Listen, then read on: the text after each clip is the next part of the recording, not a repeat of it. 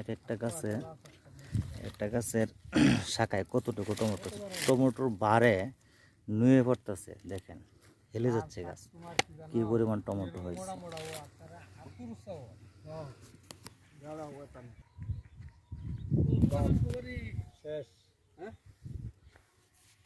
আসসালামু আলাইকুম। না এটা তো আরেকজন নিল না এবার আমার আগে সাইফুল নেব। হ্যাঁ ওই যে সাইফুল